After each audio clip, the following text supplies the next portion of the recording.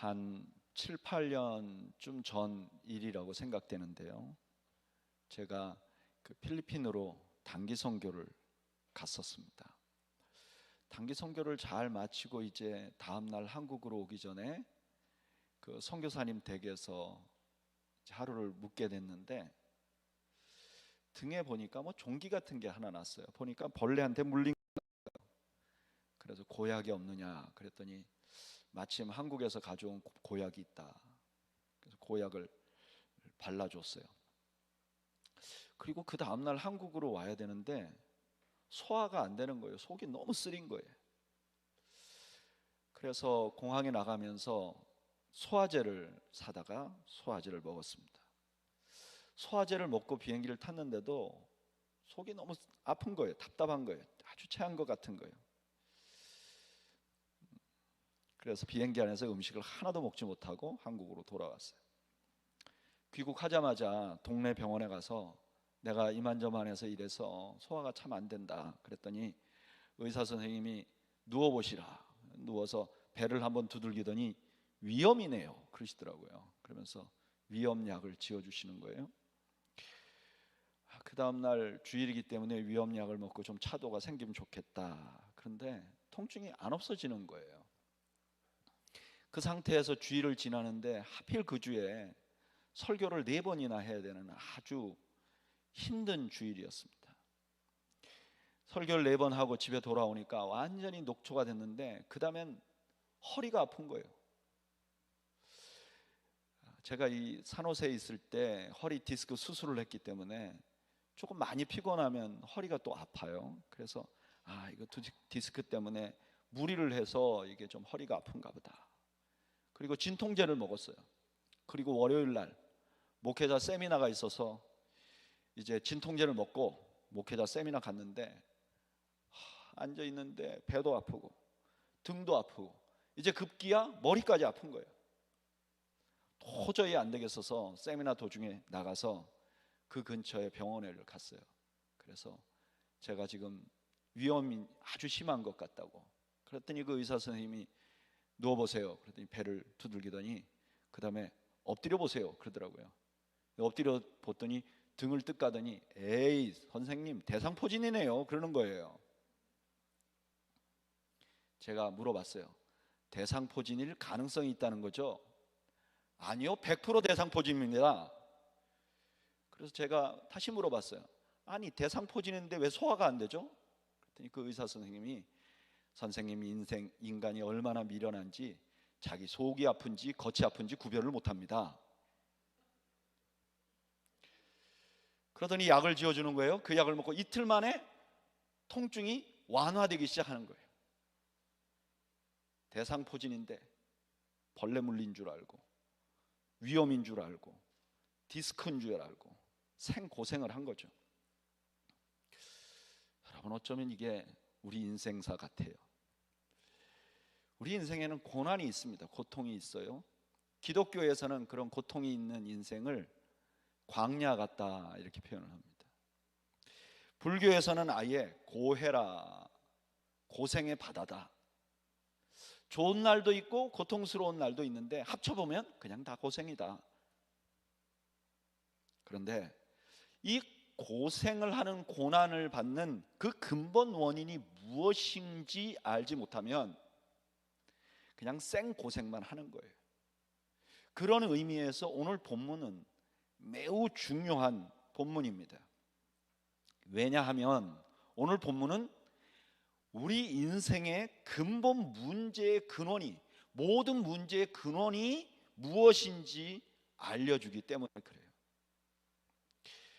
본문 이전에 인간이 만들어지고 인간은 에덴 동산에 살았습니다. 에덴 동산은 파라다이스라고 부르죠. 거기는 고통도 없고 고난도 없고 근심도 없고 염려도 없고 모든 일이 평안한 곳이었어요. 그런데 오늘 본문에 뱀이라는 짐승이 등장을 합니다. 여러분 광야를 사는 사람들에게 이 뱀이라는 짐승은 아주 기분 나쁜 짐승입니다. 뱀이 지나갔다 하면 이게 물리면 고통스럽고 그냥 지나가는 것도 기분이 좋지 않아요. 그러니까 뱀이 등장하자마자 창세기를 처음 읽은 광야의 이스라엘 백성들은 이거 무슨 좋지 않은 일이 일어나겠구나.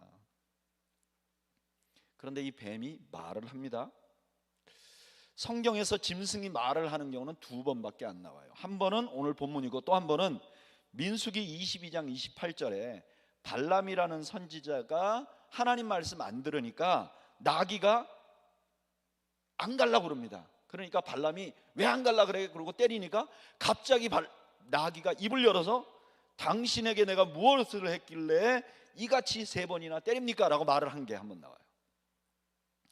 여러분, 여기 나귀가 말을 한 것은 동물이 말을 한 게 아니라 그 뒤에 하나님께서 동물을 사용해서 메시지를 준 거죠. 그러니까 동물이 말을 할 경우에는 동물 자체가 인격체로 말하는 게 아니라 그 뒤에 어떤 보이지 않는 존재가 있는 거예요. 그런데 뱀이 말을 했다 그러니까 뱀 자체가 말을 하는 게 아니라 그 뒤에 어떤 배후에 보이지 않는 존재가 있다는 뜻이죠. 이 뱀이 하와에게 한 말이 뭐죠? 하나님이 참으로 너희에게 동산 모든 나무 열매를 먹지 말라 하더냐? 이렇게 물어봐요. 그러니까 이 하와가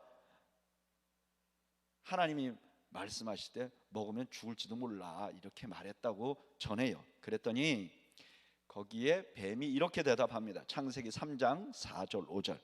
뱀이 여자에게 이르되 너희가 결코 죽지 아니하리라. 너희가 그것을 먹는 날에는 너희 눈이 밝아져 하나님과 같이 되어 선악을 알 줄을 하나님이 아심이니라.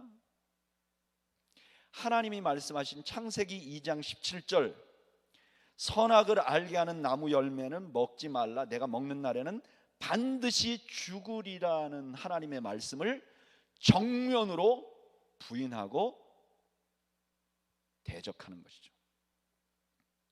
그런데 안타깝게도 여러분들이 잘 아시는 바와 같이 하와는 하나님의 말씀을 신뢰하지 않고 사탄의 소리, 뱀의 소리를 따릅니다. 뱀의 소리를 따르는 즉시 이들에게는 엄청난 일이 생깁니다. 첫째는요, 하나님과의 관계가 깨져버려요. 그 전에 이 아담과 하와는 하나님과 동산에서 교제했어요. 그런데 창세기 3장 10절에 보면 이렇게 말합니다. 이르되 내가 동산에서 하나님의 소리를 듣고 내가 벗었으므로 두려워하여 숨었나이다. 겁나는 사이가 돼버린 거죠. 뿐만 아니라 인간관계가 깨져버립니다. 창세기 3장 16절에 보면 이렇게 말합니다. 또 여자에게 이르시되 내가 내게 임신하는 고통을 크게 더하리니 내가 수고하고 자식을 낳을 것이며, 그 다음에 뭐라 그러냐면 너는 남편을 원하고 남편은 너를 다스릴 것이니라 하시고, 예전 성경 번역에는 너는 남편을 사모하고 이렇게 말했어요. 근데 그게 좀 잘못된 번역이에요. 더 정확한 번역은 너는 남편을 원하고, 여기 남편을 원한다는 것은 남편 자신을 원한다 이런 뜻이 아니라 남편이 가진 가장의 파워, 왕의 파워를 네가 원하게 될 것이다. 그런데 남편은 너에게 그 파워를 주지 않고 너를 다스리려고 할 것이다.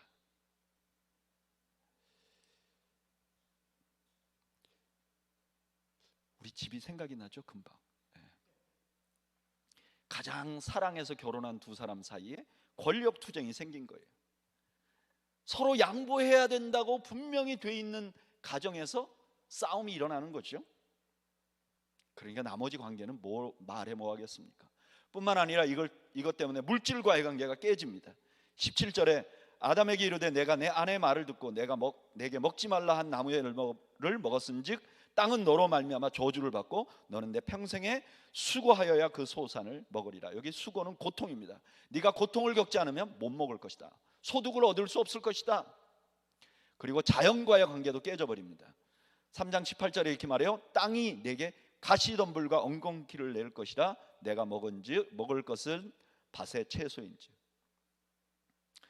하나님의 말씀을 어긴 후에 하나님과의 관계, 인간관계, 경제관계, 자연관계 모든 관계가 깨져버리고 인간이 겪는 모든 고통이 발생하기 시작하는 거예요. 그러니까 인간이 겪는 모든 고통의 근거는 우리가 하나님 말씀을 순종하지 않았기 때문이라고 오늘 본문이 말하고 있는 것입니다.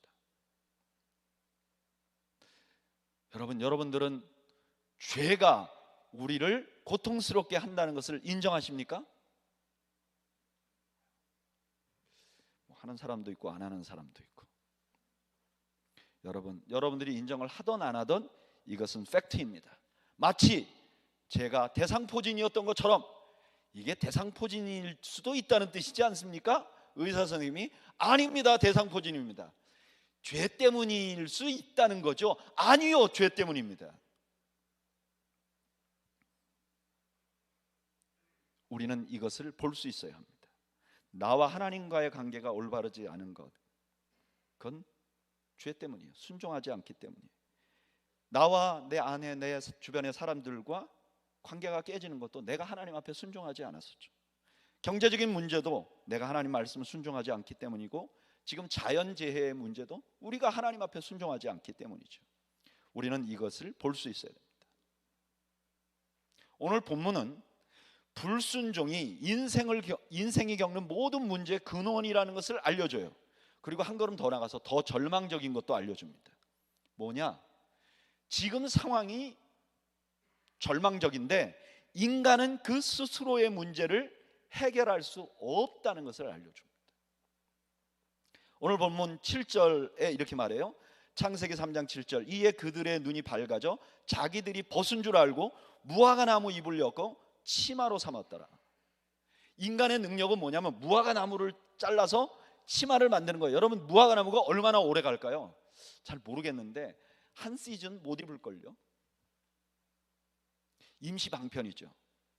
그러니까 이 말씀은 우리는 그 불순종의 문제를 해결할 수 없다는 거예요. 그런데 안타까운 것은 너무나 많은 사람들이 그 임시 방편이 자기의 문제를 근본적으로 해결한 것이라고, 나는 문제를 해결할 수 있는 사람이라고 착각하는 거예요. 심지어 예수님을 믿는 사람들도 그렇게 착각해요.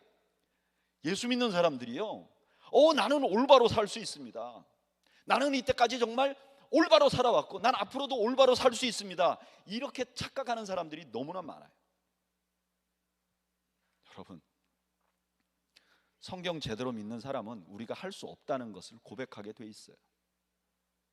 그런데 이렇게 자기가 할 수 있다, 임시 방편을 보고 나도 능력이 있다고 생각하는 사람들의 특징은요, 자기가 자기를 모른다는 것을 몰라요.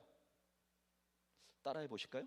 자기가 자기를 모른다는 것을 몰라요. 그래서 다른 사람들이 자기를 어떻게 보는지 몰라요. 그리고 자기가 보는 자기가 옳다고 생각해요. 그러니까 항상 의로와 I'm okay, 나머지 사람은 다 안 okay. 그 다음에 이런 사람들의 또 하나의 특징은, 저를 따라하시죠, 자신이 다른 사람을 모른다는 것을 몰라요. 내가 다른 사람을 모른다는 걸 몰라요. 그냥 늘 내가 저 사람 잘 알아, 내가 아는데 저거 틀렸어, 쉽게 비난하는 거예요.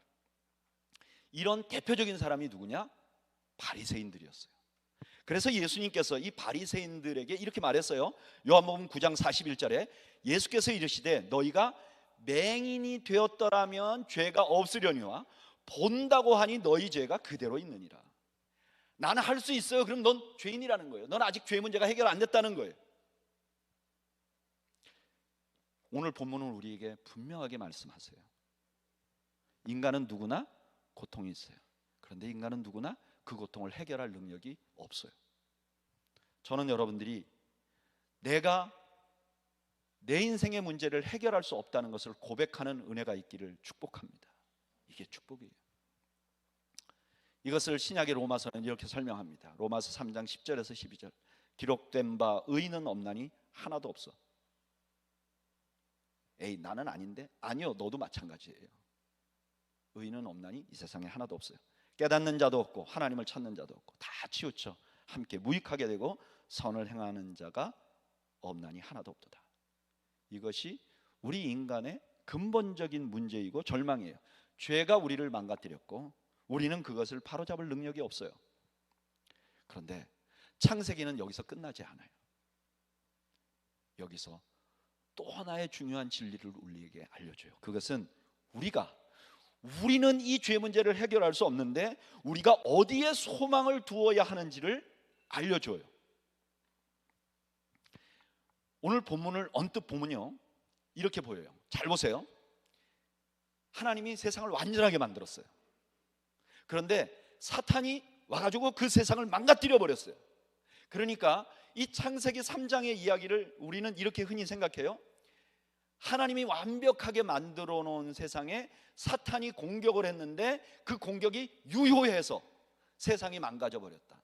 그러니까 어떻게 보면 사탄이 성공했다, 이렇게 보인단 말이에요.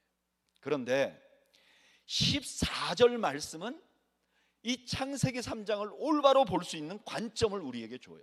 14절 우리 다 같이 한번 읽어볼까요? 창세기 3장 14절 읽어보죠. 시작. 여호와 하나님이 뱀에게 이르시되 내가 이렇게 하였으니 내가 모든 가축과 들의 모든 짐승보다 더욱 저주를 받아 배로 다니며 살아있는 동안에 흙을 먹을지니라. 아멘.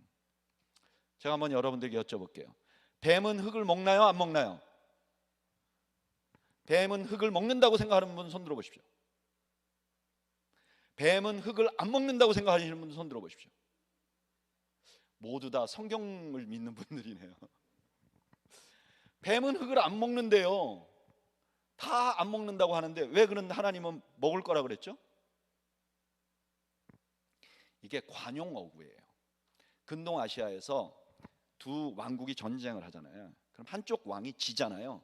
지면 어떻게 되냐면은 이 얼굴을 땅바닥에 대고 기어요. 이긴 왕까지 올 때. 그러면 오면 어떻게 되겠어요? 기어오면 입에 흙이 들어가겠죠. 그래서 흙을 먹는다는 말은 전쟁에 패배한 왕이라는 의미가 있어요. 그러니까 지금 뱀에게 하나님이 너 흙을 먹을 것이다, 그러니까 너는 패했다는 거예요. 그러니까 창세기 3장은 이런 거예요. 사탄이 세상을 완전히 망가뜨려 버리려고 시도를 했어요. 시도한 건 사실이에요.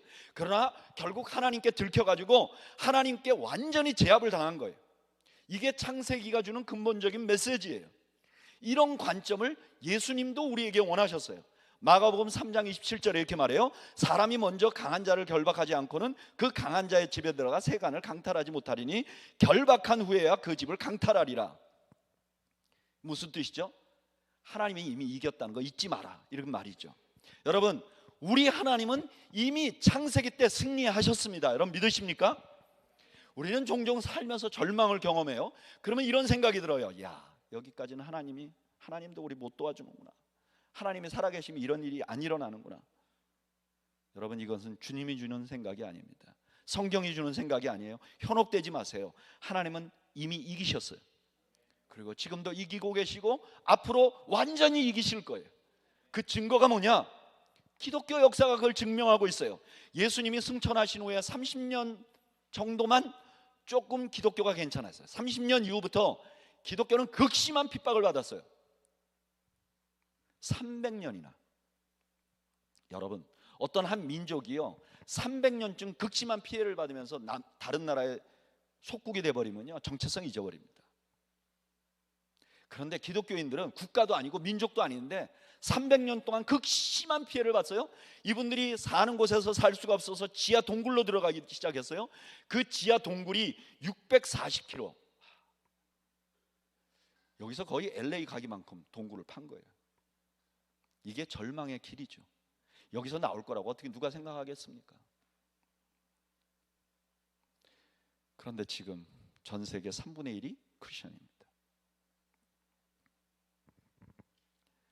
하나님은 이미 승리하셨습니다. 그리고 지금도 승리하고 계십니다. 하나님께서는 이걸 우리가 믿지 못하니까 내가 이미 이겼다는 증표를 하나 보여주겠다. 그리고 나서 창세기 3장 15절을 말씀하신 겁니다. 우리 한번 다 같이 읽어볼까요? 시작. 내가 너로 여자와 원수가 되게 하고 내 후손도 여자의 후손과 원수가 되게 하리니 여자의 후손은 내 머리를 상하게 할 것이요 너는 그의 발꿈치를 상하게 할 것이니라 하시고, 언뜻 보면 여자의 후손과 뱀의 후손들이 전쟁을 해갖고 여자의 후손이 뭐 이긴다 이런 느낌을 받습니다. 그런데 여기 여자의 후손이라는 말이 단수예요. 한 명을 말하는 것입니다. 여자에게서 태어난 단 한 사람이 뱀과 싸울 것인데 뱀이 그의 발을 약간 상하게 하고 그는 아예 뱀의 머리통을 박살낼 것이다, 이런 뜻이죠. 이것이 하나님이 이미 창세 때 이겼다는 것을 표징하고 완전한 승리를 선언하는 날이 될 것이다, 그런 의미죠. 여러분, 남자가 아니라 성령으로 태어난 사람은 이 땅에 딱 한 분밖에 없습니다. 죽었다가 살아난 사람 몇 명 있어도 성령으로 탄생한 사람 딱 한 사람밖에 없어요. 그게 누구시죠? 예수님. 그러면 뱀의 머리를 부수는 날은 언제일까요? 십자가의 날이죠. 지금 오늘 구약의 이 말씀은 십자가 사건이 어떤 의미가 있는지를 알려주는 거예요. 십자가 사건은 하나님께서 이미 승리하셨는데 그걸 최종적으로 드러내는 사건이라고 말하는 거예요. 그래서 사도 바울은 십자가 사건을 이렇게 설명해요. 골로새서 2장 15절, 통치자들과 권세들을 무력화하여 드러내어 구경거리로 삼으시고 십자가로 그들을 이기셨느니라. 아멘. 그래서 말이죠, 여러분, 우리가 절망스러운 상황이 오잖아요. 그럼 십자가를 묵상해 보세요. 여러분, 십자가는 더 절망스러운 사건이에요. 그런데 이상하게 십자가를 묵상하면 소망이 생겨요. 요거는 알만한 사람만 아는 것 같아요. 이상하죠. 분명히 내가 너무 힘든데 예수님의 십자가, 더 힘든 십자가를 묵상하면 내가 이상하게 절망스럽지 않게 돼요. 여러분, 우리의 희망이 바로 여기 있어요. 하나님이 승리하셨고 그 승리의 증거가 십자가인 것이죠. 그런데 창세기는 여기서 끝나지 않아요. 승리하신 하나님이 또 한 가지 일을 하세요. 그게 3장 21절에 나와요. 우리 한번 다 같이 읽어볼까요? 창세기 3장 21절 시작. 여호와 하나님이 아담과 그의 아내를 위하여 가죽옷을 지어 입히시니라. 하나님이 아담과 하와를 위해서 옷을 입혀요. 여러분, 이게 옷을 입힌다는 것은 그냥 너 저 무화과 나무 잎 그거 시원찮으니까 좀 단단한 걸로 하나 만들어줄게, 그런 뜻이 아닙니다. 이게 옷을 입힌다는 것은 고대 신분을 다시 회복한다, 이런 의미가 있어요. 그래서 요셉이 총리 대신이 되니까 제일 먼저 했던 게 뭐죠? 창세기 41장 42절에 자기의 인장 반지를 빼어 요셉의 손에 끼우고 세마포 옷을 입혔다 그래요. 하나님께서 자기와의 신의를 저버리고 죄를 짓고 있는 아담을 지금 원래로 회복시키고 계신 거예요. 왜 그랬을까요? 왜 하나님은 자기의 말을 정면으로 대적하고 정면으로 부인하고 그런 아담을 왜 다시 회복시켜 주었을까요? 그 이유를 예수님께서 탕자의 비유를 통해서 설명해 주세요. 누가복음 15장 22절에 이렇게 말해요. 아버지는 종들에게 이르되 제일 좋은 옷을 내어다가 입히고, 자기의 마음에 못을 박은 둘째 아들이 돌아오자 그 아버지는 그 아들에게 달려가서 옷을 내어라고. 왜 그렇게 하죠? 사랑하기 때문이죠. 그 옷은 아버지의 사랑의 표현이었죠. 우리가 믿고 있는 하나님은 그런 하나님이세요. 하나님의 명령을 어기고 죄를 지은 인간을 여전히 사랑하시고 회복시키기를 원하시는 하나님이시라는 사실을 여러분 믿으시기를 바랍니다. 그리고 그 하나님의 사랑의 가장 큰 수혜자는 누구냐? 바로 오늘 예배 나오신 여러분들이세요. 로마서 5장 8절, 너무나 유명한 말씀이에요. 우리 다 같이 한번 읽어볼까요? 로마서 5장 8절 시작. 우리가 아직 죄인 되었을 때 그리스도께서 우리를 위하여 죽으심으로 하나님께서 우리에 대한 자기 사랑을 확증하셨느니라. 아멘. 우리에게 대한 하나님의 사랑을 그리스도가 죽음으로 확증하셨다는 거예요. 이거를 사도 바울은 갈라디아에 있는 교인들에게 이렇게 또 표현합니다. 갈라디아서 3장 27절 한번 읽어보겠습니다. 시작. 누구든지 그리스도와 합하여 세례를 받은 자는 그리스도로 옷 입었느니라. 우리가 하나님의 사랑을 받고 있다는 것을 그리스도로 옷 입었다고 말합니다. 여러분, 우리 하나님은 이런 하나님이세요. 죄 지은 인간을 사랑하셔서 그를 회복시키는 거죠. 그 하나님의 사랑의 가장 큰 수혜자는 오늘 예배 나오신 저와 여러분들이세요. 우리가 그 하나님의 무한한 사랑의 가장 큰 수혜자라는 거예요.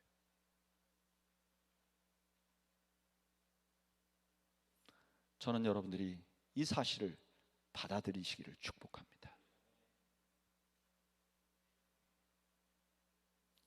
이 사실을 받아들이셨다면 이젠 여러분도 여러분을 사랑하세요.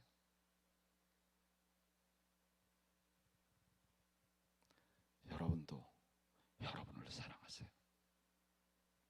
하나님이 여러분을 사랑하시기 때문에 나도 나를 사랑해야 하는 것이죠. 이게 왜 중요한가?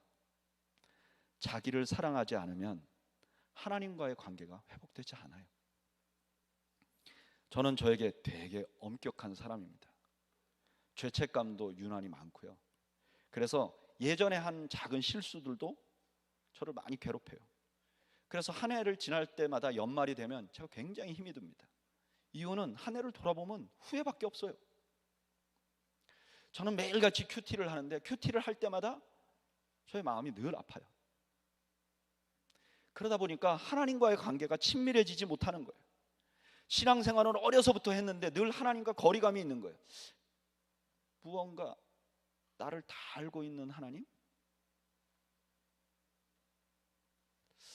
이 하나님께 친밀하기보다는 거리감이 더 많이 느껴지는 거죠. 근데 십자가를 알고 나니까 모든 게 달라져요. 하나님께서 이런 나를 너무나 잘 아시면서도 나를 사랑해서 그 아들을 보냈다는 거예요. 그 하나님의 사랑을 알고 나니까 하나님과의 관계가 열리더라고요. 두려움이 사라지더라고요. 그리고 하나님 앞에 뭔가 잘해가지고 뭔가 드리려고 하는 게 아니라 그냥 하나님 앞에서 내가 놀게 되더라고요. 오늘 본문은 그 십자가의 메시지와 똑같은 메시지를 우리에게 주고 있습니다. 오늘 본문은 우리에게 이렇게 말해요. 그래, 너의 삶의 모든 고통은 죄 때문이야. 너는 죄를 해결할 수 없는 것을 알아? 그런데 그런 너를 나는 지금도 사랑하고 있어. 여러분, 하나님께서 여러분을 다 아시고 사랑하고 계십니다. 그러니 이제 여러분도 여러분을 사랑하세요. 그래야 하나님과의 관계가 열립니다. 또 하나, 자신을 사랑하지 않으면 다른 사람과의 관계도 열리지 않아요. 마가복음 12장 30절 31절 이렇게 말해요. 내 마음을 다하고 목숨을 다하고 뜻을 다하고 힘을 다하여 주 너의 하나님을 사랑하라 하신 것이요, 둘째는 이것이니 내 이웃을 내 자신과 같이 사랑하라 하신 것이라. 자기를 사랑하지 못하면 이웃을 사랑할 수가 없어요. 제가 이걸 설교 준비하면서 이런 생각이 들었어요. 아니, 자기를 사랑하지 못하면 왜 이웃을 못 사랑할까? 그냥 제가 생각해 본 거예요.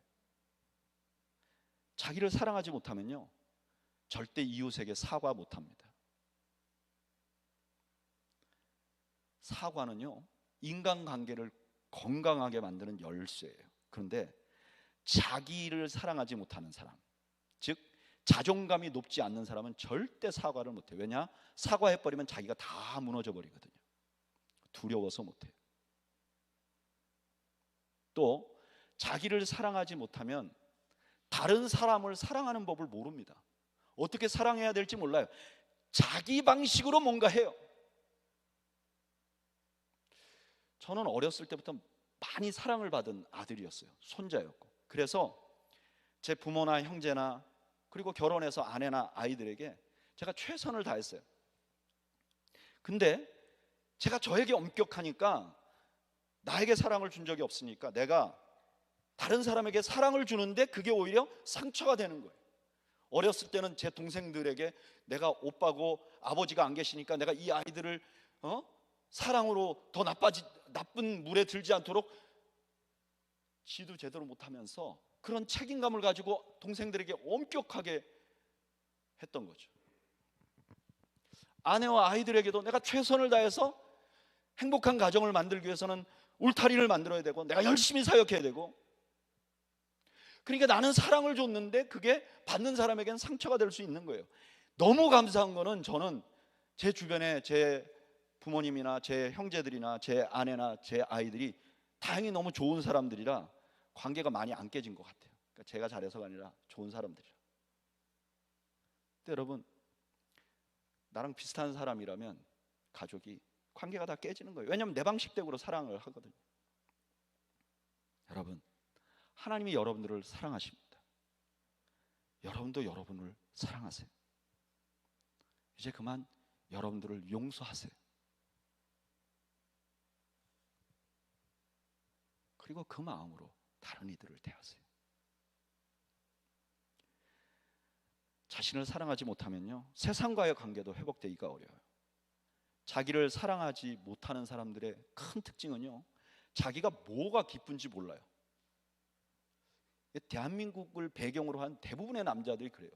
저한테 어느 날 누가 물어봤어요. 목사님 뭐 할 때 제일 좋으세요?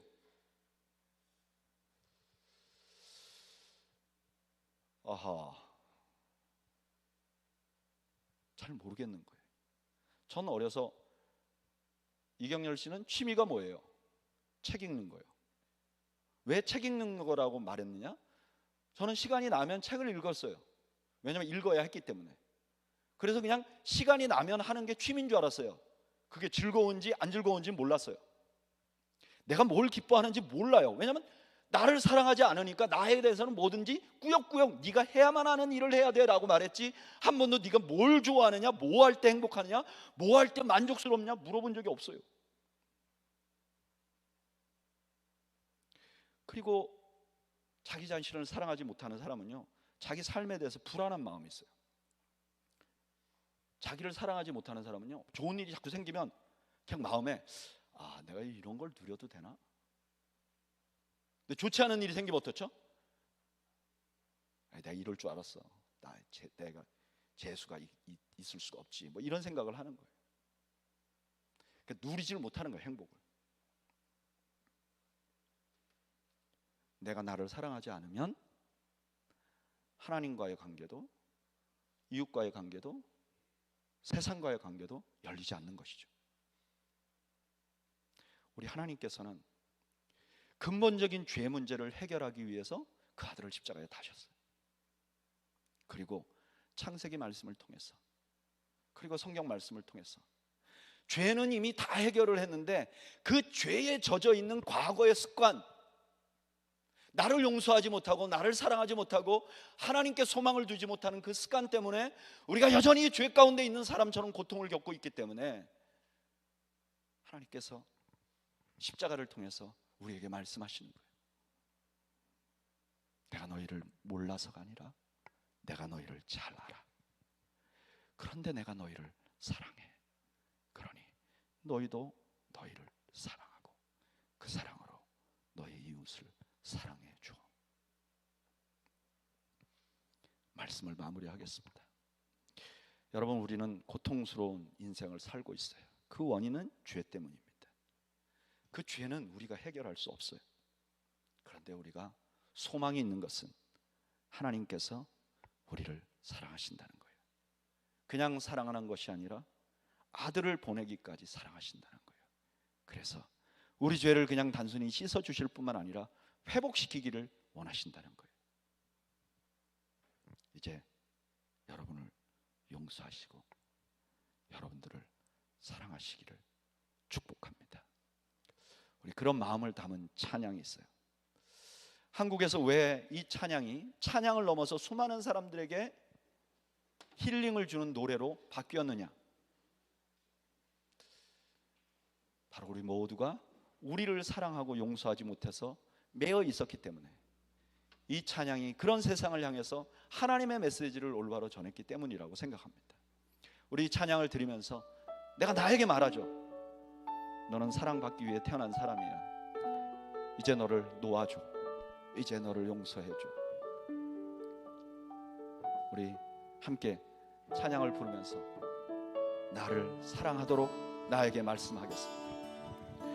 당신은 사랑받기 위해 태어난 사람, 당신의 삶 속에서 그 사랑 받고 있지요. 아멘. 당신은 사랑받기 위해 태어난 사람, 당신의 삶 속에서 그 사랑 받고 있지요. 태초부터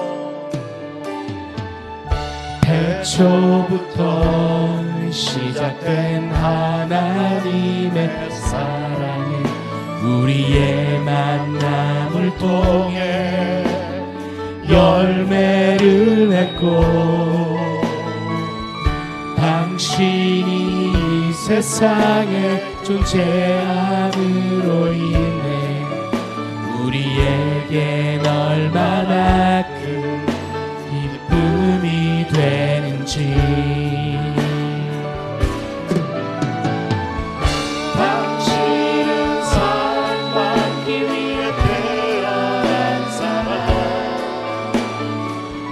지금도 그 사랑 받고 있지요. 당신은 사랑받기 위해 태어난 사람, 지금도 그 사랑 받고 있지요.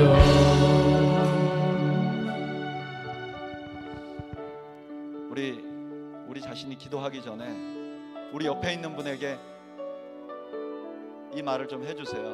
당신은 사랑받고 있는 사람입니다. 이렇게 얘기를 좀 해주시죠.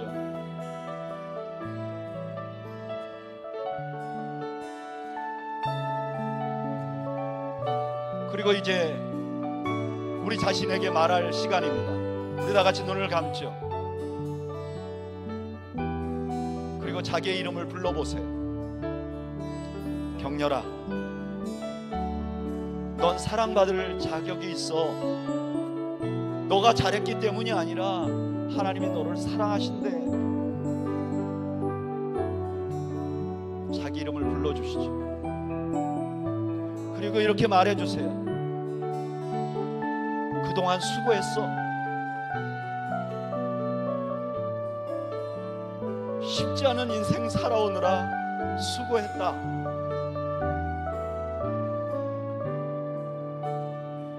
너가 실수한 것도 있을 거야. 그런데 하나님이 용서하신대. 이제 거기서 벗어나자. 우리 한번 이 시간에 우리 자신에게 우리가 명령하며 하나님의 말씀을 우리 자신에게 하는 시간을 갖겠습니다. 우리 함께 눈을 감고 묵상으로 기도하겠습니다.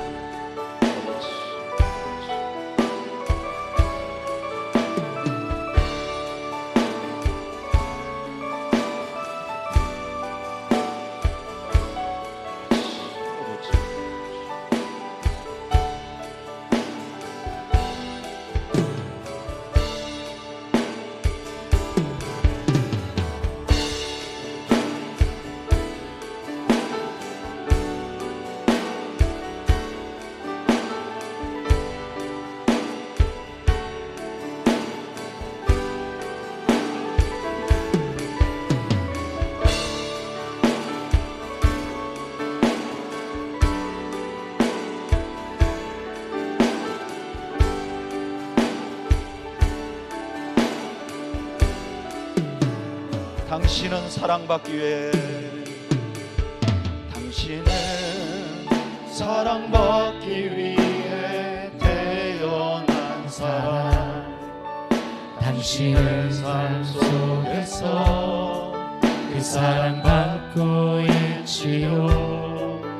당신은 사랑받기 위해 태어난 사랑 당신의 삶 속에서 그 사랑 받고 있지요.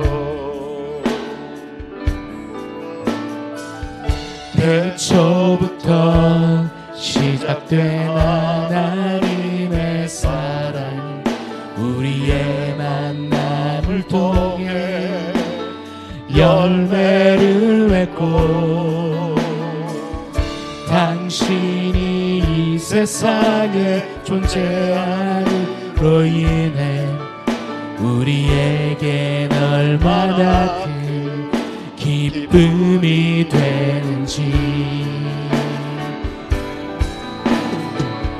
당신은 사랑받기 위해 태어난 사람, 지금도 그 사랑 받고 있지요. 당신은 사랑받기 위해 태어난 사람, 지금도 그 사랑 받고 있지요. 기도하겠습니다. 이제는 우리 주님 예수 그리스도의 은혜와 우리를 잘 알면서도 우리를 위하여 아들을 보내주신 그 하나님 아버지의 거신 사랑과 우리 가운데 교통하시고 우리의 마음을 만지시고 깨닫게 하시는 성령님의 역사가 오늘 주 앞에서 우리를 사랑하시는 하나님을 바라보고 소망을 갖기를 원하며 그 사랑으로 나를 사랑하고 내 이웃을 사랑하기로 다짐하는 주의 백성들 머리머리 위와 이들의 가정과 생업 위에 지금으로부터 영원 무궁토록 함께 있을지어다. 아멘.